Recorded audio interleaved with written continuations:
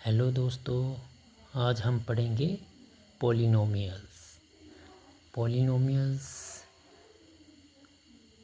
Mainly 3 प्रकार के होते हैं। पहला है लीनियर, दूसरा है क्वाड्रिक, तीसरा है क्यूबिक। तो अब देख लेते हैं लीनियर क्या होता है। लीनियर पॉलिनोमियल जैसे उदाहरण दिए हैं, 3 उदाहरण दिए हैं। पहला है 2x-3 √3x+5 और तीसरा है ax+b where a is not equal to 0। इसका क्या मतलब है? a 0 के बराबर नहीं होना चाहिए। सपोज़ करें a हमें नहीं पता है कितना है, 1 है, 2 है, 3 है, लेकिन जितना भी है वो 0 के बराबर नहीं होना चाहिए। क्यों? क्योंकि अगर यहाँ 0 आ जाता है तो 0 गुणा x 0, तो फिर x चला गया, अल्फ़ाबेट चला गया और कांस्टेंट रह गया है, और ये पॉलिनोमियल नहीं है। या आप 0 डिग्री की पॉलिनोमियल बोल सकते हैं जिसमें कोई भी अल्फ़ाबेट नहीं है। अब इसकी डिग्री कितनी हुई? लीनियर पॉलिनोमियल की डिग्री 1 होती है। क्यों? क्योंकि देखिए यहाँ x है, इसमें भी x है, इसमें भी x है, इसमें भी x है, इनकी कोई पावर नहीं होती जिसकी उसकी पावर 1 होती है। तो मतलब मैक्सिमम पावर कितनी है? 1 है। तो जितनी मैक्सिमम पावर होगी वो उसकी डिग्री भी उतनी ही होगी। दूसरा है quadric polynomials. Quadric polynomials means जिसकी पावर 2 होती है। यहाँ भी 3 उदाहरण हैं। y² - 2 ये भी पॉलिनोमियल है। x² + 3x - 1 ये भी पॉलिनोमियल है। ax² + bx + c ये भी पॉलिनोमियल है। यहाँ a b c वेरिएबल्स हैं। वेरिएबल्स मीन्स हम हर बार अलग अलग इसकी वैल्यू पुट कर सकते हैं, कभी 1, कभी 2, कभी 3, चेंज होती रहती है, तो इसके वेरिएबल है। लेकिन इसमें शर्त ये रहती है, जो x² के साथ जो वेरिएबल है वो 0 के बराबर नहीं होना चाहिए। ठीक है जी। और इसकी पावर भी 2 है। जो क्वाड्रिक पॉलिनोमियल है उसकी डिग्री कितनी होती है? 2।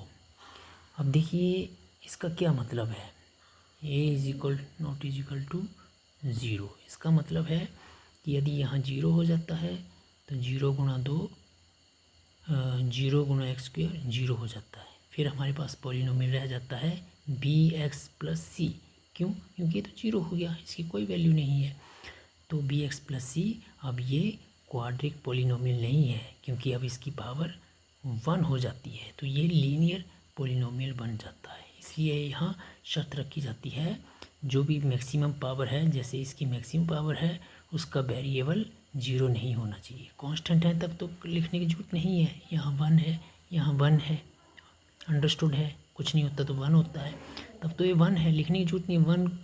लेकिन जब वेरिएबल है तो वेरिएबल की शर्त ये होनी चाहिए, जो भी पॉलिनोमियल है क्वाड्रिक, जो मैक्सिमम पावर वाला है, उसका वेरिएबल 0 नहीं होना चाहिए। तो इसकी डिग्री 2 होती है। इसी तरह cubic polynomial. Cubic polynomial 3 example हैं। x² - 3 cubic polynomial, √x3 + 2 polynomial, ax3 + bx² + cx + d।